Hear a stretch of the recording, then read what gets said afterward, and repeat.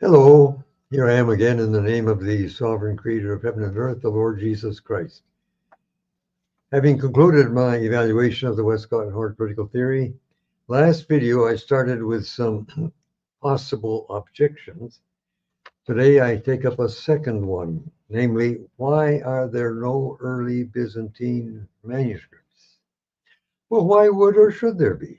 To demand that a manuscript survive for 1,500 years is in effect to require both that it have remained unused and that it have been stored in Egypt or Qumran. Even an unused manuscript would require an arid climate to last so long. But really, is either requirement reasonable? Unless there were persons so rich as to be able to proliferate copies of the scriptures for their health or amusement, copies would be made on demand in order to be used.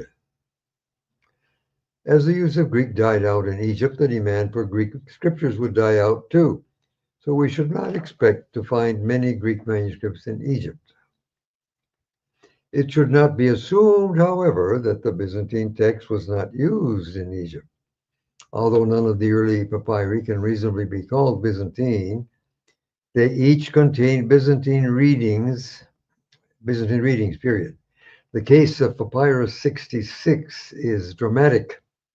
The first hand was extensively corrected, and both hands are dated around AD 200. The first hand is almost half Byzantine, about 47%, but the second hand regularly changed Byzantine readings to Alexandrian ones, and vice versa. That is, the second hand changed Alexandrian to Byzantine, and that was repeatedly, often. This means that they must have had two exemplars, one Alexandrian and one Byzantine. Between the two hands, the Byzantine text receives considerable attestation in the year 200. Consider the case now of Codex B and P75, Papyrus 75. They are said to agree 82% of the time, where there's variation. And that actually is unprecedented for Alexandrian manuscripts, but rather poor for Byzantine manuscripts. Okay, but what about the 18% discrepancy? Most of the time, if not always, when P75 and Codex B disagree, one or the other agrees with the Byzantine reading. Did you get that? When they disagree, one or the other agrees with the Byzantine. And the distribution is about even. If they come from a common source, that source would have been more Byzantine than either of its descendants. Even the Coptic versions in Egypt agree with the Byzantine text as often as not. Now I go to the question of orphan children. The study and conclusions of Lake, Blake, and New, already discussed in a prior section, are of special interest here. They looked for evidence of direct genealogy and found virtually none. I repeat their conclusion, quote, the manuscripts which we have are almost all orphan children without brothers or sisters.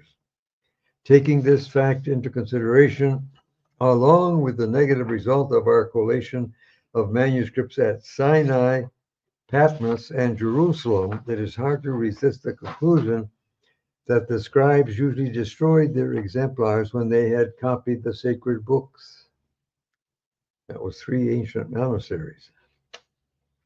End quote. Is it reasonable to suppose that once an old manuscript became tattered and almost illegible in spots, the faithful would make an exact copy of it and then destroy it, rather than allowing it to suffer the indignity of literally rotting away? What would such a practice do to our chances of finding an early Byzantine manuscript?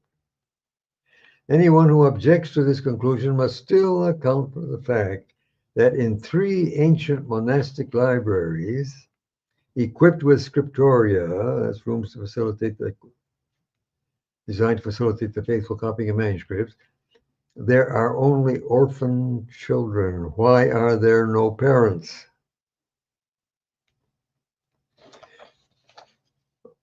Van Bruggen addresses the problem from a slightly different direction. He says of the Byzantine text, quote, the fact that this text form is known to us via later manuscripts is as such no proof for a late text type. But it does seem to become a proof when at the same time a different text is found in all older manuscripts. The combination of these two things seems to offer decisive proof for the late origin of the traditional text, end quote. But now he himself goes on to answer the seeming proof in the following way, quote, let us make ourselves aware of what we have presupposed with this seemingly convincing argumentation. What conditions must be satisfied if we wish to award the prize to the older majuscules? While asking this question, we assumed wittingly or unwittingly that we were capable of making a fair comparison between manuscripts in an earlier period and those in a later period. After all, we can only arrive at positive statements if that is the case. Imagine that someone said, well, in the Middle Ages, mainly cathedrals were built, but in modern times, many small and plainer churches are being built. This statement seems completely true when today we look around in the cities and villages. Yet we are mistaken, an understandable mistake. Many small churches of the Middle Ages have disappeared, and usually only the cathedrals were restored. Thus, a great historical falsification of perspective with regard to the history of church building arises.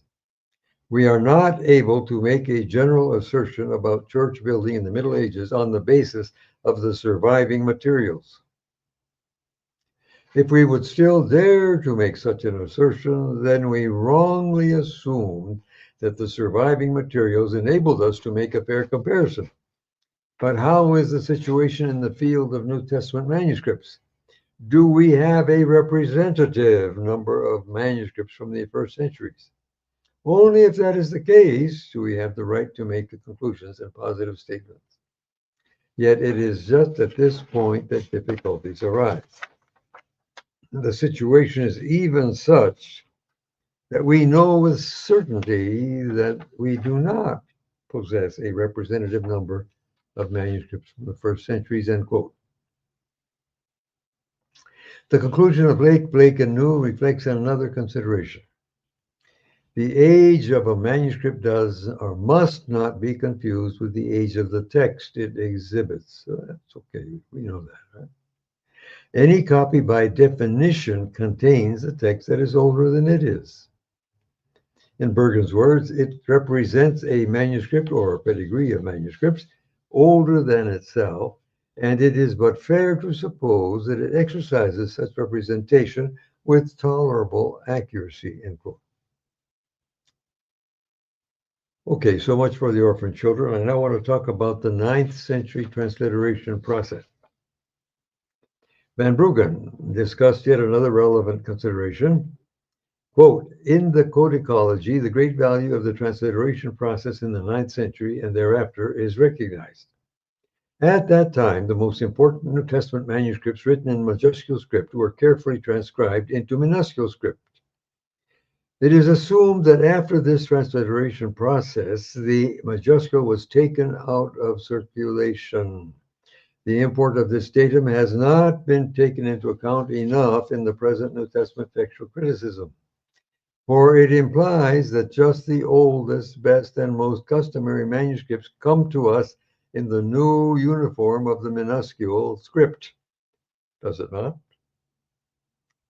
This is even more cogent since it appears that various archetypes can be detected in this transliteration process for the New Testament.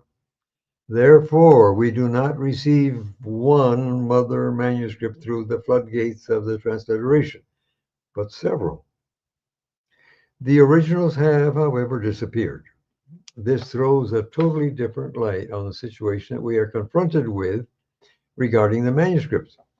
Why do the surviving ancient manuscripts show another text type?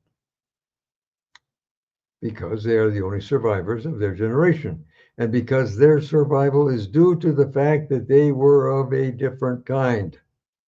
Even though one continues to maintain that the copyists at the time of the transliteration handed down the wrong text type to the Middle Ages, one can still never prove this codicilogically with the remark that older manuscripts have a different text. This would be circular reasoning. There certainly were majuscules just as venerable and ancient as the surviving Vaticanus or Sinaiticus, which, like a section of the Alexandrinus, presented a Byzantine text. Also Codex W, by the way. But they have been renewed into minuscule script, and their majuscule appearance has vanished.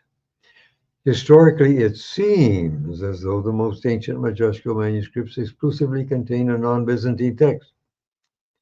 But the perspective is falsified here, just like it is regarding church building in the Middle Ages and at present. End quote. The significance of the transliteration process was explained by a Dane, a Frenchman, I think, as follows, quote, "The transliterated copy, carefully written and securely bound, became the reference point for the subsequent tradition. The old papyrus and parchment exemplars that had been copied, doubtless quite worn out, were of no further interest and were usually discarded or destroyed." End quote. Apparently, there was an organized movement to transliterate uncial manuscripts into minuscule form or script. Note that Dane agrees with Lake that the worn-out exemplars were then destroyed. Some may have been, of course, recycled, producing palimpsest. All right. But what if those exemplars were ancient Byzantine uncials? Well, come to think of it, they must have been, since the cursives are Byzantine. Okay. If the cursives are Byzantine, their exemplars were Byzantine. 2 + 2 = 4. Yes, indeed. Let's just stop and think.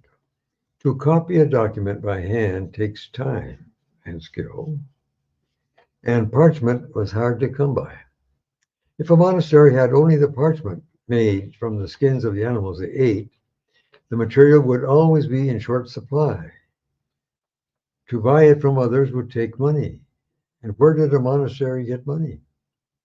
So who is going to waste good parchment making a copy of a text considered to be deficient? Yet they might hesitate to destroy it, so it survived, but left no children. Consider the 9th century uncials that we know of. Almost all of them are clearly Byzantine, but not super good. And none belong to family 35. I would say that they were not considered to be good enough to deserve putting into minuscule form, and thus they survived. Had they been transliterated, they would have been scraped and turned into a palimpsest. C.H. Roberts comments upon a practice of early Christians that would have had a similar effect. It was a Jewish habit both to preserve manuscripts by placing them in jars and also to dispose of defective, worn out, or heretical scriptures by burying them near a cemetery. Not to preserve them, but because anything that might contain the name of God might not be destroyed. It certainly looks as if this institution of a morgue for sacred but unwanted manuscripts was taken over from Judaism by the early church, end quote. That's Roberts again. Note, please, that the effect of such a practice in any but an arid climate would be the decomposition of the manuscripts. If Byzantine exemplars worn out through use were disposed of in this way, this is possible, they would certainly perish. All of this reduces our chances of finding really ancient Byzantine manuscripts. Nor is that all. I will now go on to the imperial repression of the New Testament. There is a further consideration. It is historically certain that the text of the New Testament endured a very hard time in the first centuries. This is Van Bruggen again, by the way. Many good and official editions of the text were confiscated and destroyed by the authorities during the time of the persecutions, end quote, Van Bruggen. Roberts refers to, quote, the regular requisition and destruction of books by the authorities at times of persecution, so often recorded in the Martyr Acts, end quote. Such official activity seems to have come to a climax in Diocletian's, that was the emperor, Diocletian's campaign to destroy the New Testament manuscripts around AD 300. Or if there was any trauma in the history of the normal transmission of the text, the New Testament text, this was it. The more so since the campaign evidently centered upon the Aegean area. That was the heartland of the church.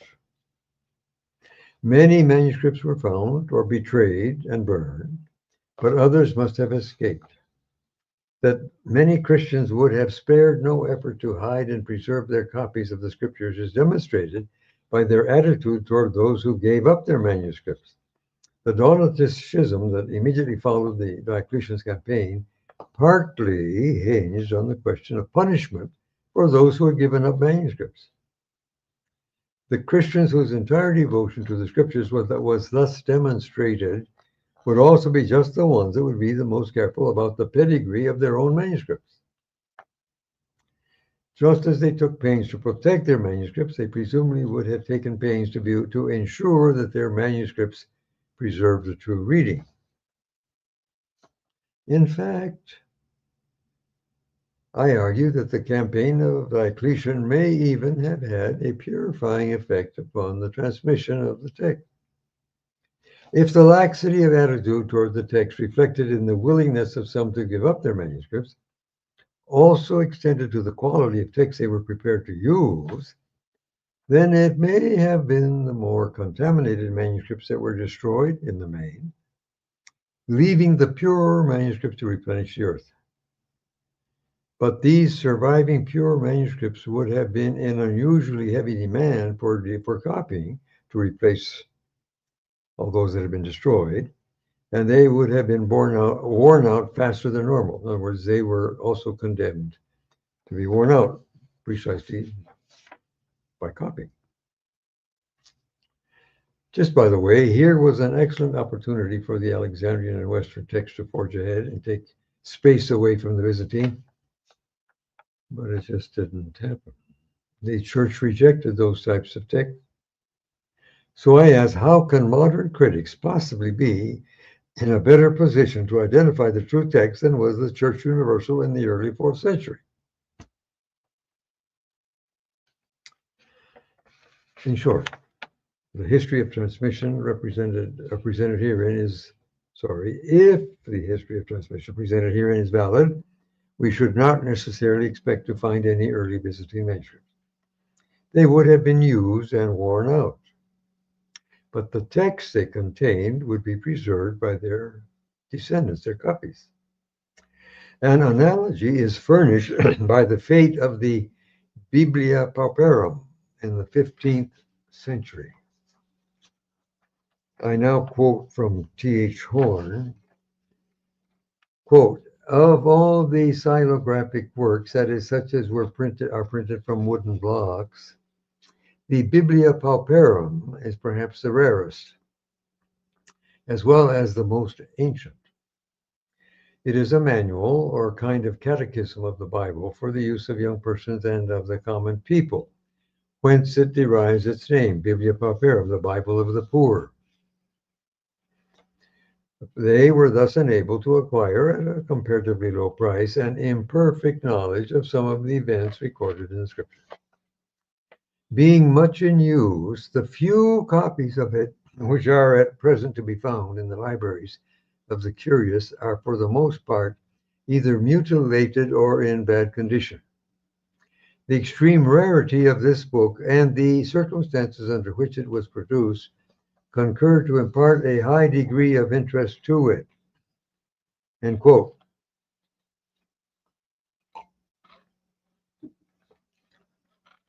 Although the Biblia Pauperum went through 5 editions, presumably totaling thousands of copies. It was so popular that the copies were worn out by use. I maintain that the same thing happened to the ancient Byzantine manuscripts. I have one more consideration to offer. I'm going to talk about museum pieces. Persecuted people have neither the leisure nor the means to work on museum pieces. During the first 3 centuries, the true Christians were an unpopular minority, both with the Roman Empire and the Jewish establishment. Often the persecution was overt. Once Christianity became a state religion, rulers would have the means to cover the cost. Consider the purple manuscripts, of which there are 4 of any size. That's GA 022, 023, 042, and 043. The parchment or leather was stained purple, and the text was written with silver ink. Now then, such documents were not prepared for ordinary use, okay? Because ordinary use would wear them out. For ordinary use, you use ordinary materials. So why would someone contract the production of a purple manuscript? Might a ruler think that thereby he could curry favor with God? Or might it be a symbol of the state religion? And who would be called upon to do the work? It would certainly be an artisan, not a textual scholar. An artisan would know nothing about textual quality. He would simply use whatever exemplar was handy or was handed to him. If he made mistakes, no one would ever notice them. I consider the purple manuscripts to be museum pieces. They were not part of the normal transmission. They weren't made to be used. Now consider the manuscripts that have fancy and expensive artwork. Again, such documents were not being prepared for ordinary use, obvious. In 2014, I spent 9 days on the Mount Athos Peninsula with its 20 independent monasteries. I visited 5 of them. I talked with the librarian of 3 of them. I was taken to the treasury of 2 of them. The only manuscripts that are in the treasuries are those with fancy and expensive artwork. The quality of text is simply not a factor. When talking with the librarians, I raised the matter of lines of textual transmission in the manuscripts and was met with a blank look. They had no idea what I was talking about. Their life is governed by tradition. I suppose it was their way of honoring God, that is, all the artwork, okay? Monks in monasteries all have a work assignment. No one sits around. Some work in the kitchen, some work in the garden, some copy manuscripts, some do artwork. It is their religious duty. The artist doing the artwork would know nothing about the quality of the text that his work was decorating. Actually, some of the ink colors may have been almost as precious as gold or silver. Not easy to come by. They had to make their own. Decorated manuscripts were not for ordinary use and thus had a chance to survive. They were museum pieces. As a matter of fact, that's where they are. They're in the treasuries. They're in the museums.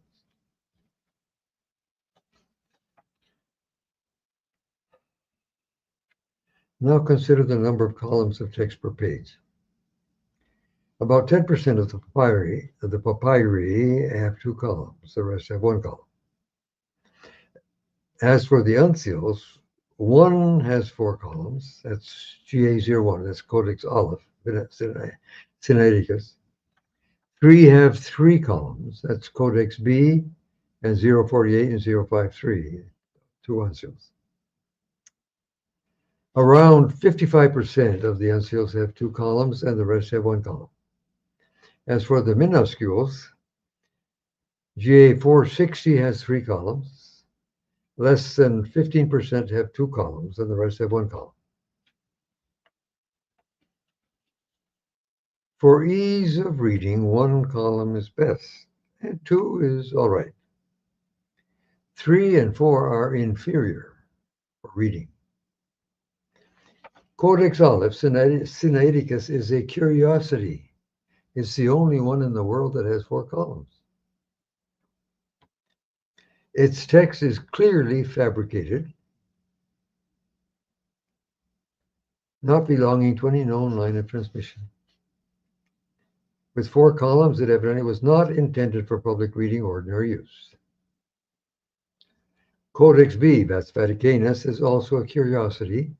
Its text is also clearly fabricated, not belonging to any known line of transmission. Besides having 3 columns,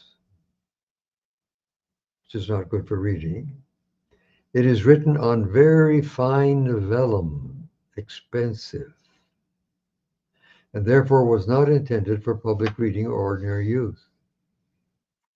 I would say that those 2 manuscripts, along with codices A, D, W, and a few others, survived because they were not used. And they were not used because the quality of their text was too poor to be used. They were museum pieces. That's where they are. Going on, I believe that from the very beginning, the Christians used books, not scrolls, to make copies of the New Testament writings. Really, a book is more efficient and practical. With a book, you can easily find the place you're looking for. With a scroll, it is far more difficult. A book is written on both sides of the sheet, while a scroll is written on only one side. So a scroll wastes half of the available space. With the need to proliferate copies, the Christians could not afford to waste that space. And what material could they use? Before the invention of paper, there was just papyrus and parchment. Papyrus would be far more plentiful and less expensive than parchment, that's leather. Another thing, attention please, papyrus is simply not an adequate material for making scrolls. It just won't work. It is more suited for making books. You try making a scroll with papyrus, see how well you fare. However, there is definitely a downside to using papyrus. It is fragile. I myself have worked with papyrus from 300 years before Christ. It is made of strips of pith from the stem of the papyrus plant. If it gets wet, it falls apart. Although it is vegetable, curiously, it is impervious. Ink does not sink in. The ink dries as a crust on the surface. So if you flex the sheet, and that's what you do with a book, right? You flex the sheet. So if you flex the sheet, the ink may fly off, leaving no trace on the papyrus. A book on papyrus sent from congregation to congregation would probably be falling apart before it got to the 20th one. To survive for 17 or 18 centuries, a manuscript on papyrus would have to be buried in desert sand without having been used. Our oldest papyrus manuscript of any size, Papyrus 66, has an average of 2 mistakes every verse. Stupid mistakes, nonsensical mistakes.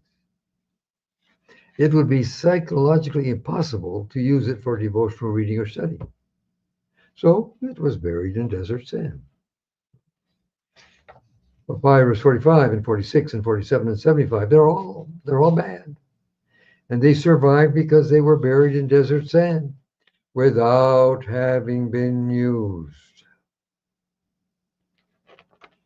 Personally, the only value that I ascribe to those early papyri is that they prove that any reading that they contain is early. That's all. It says nothing about the quality. They are veritable museum pieces. That's what they are.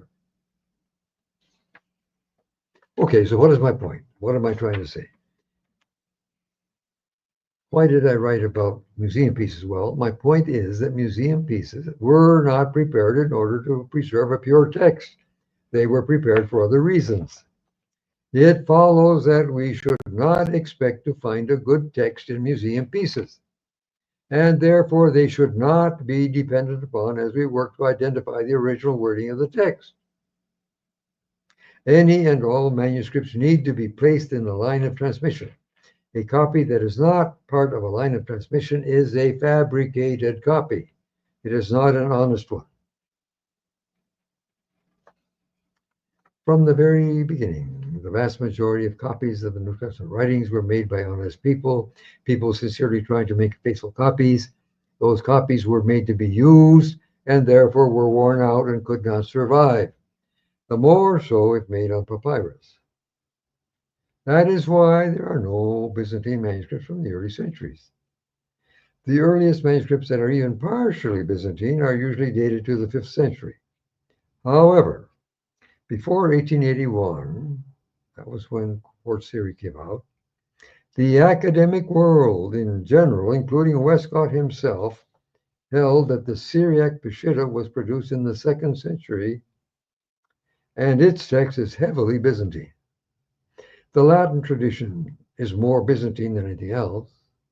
Even the Coptic tradition in Egypt is half Byzantine.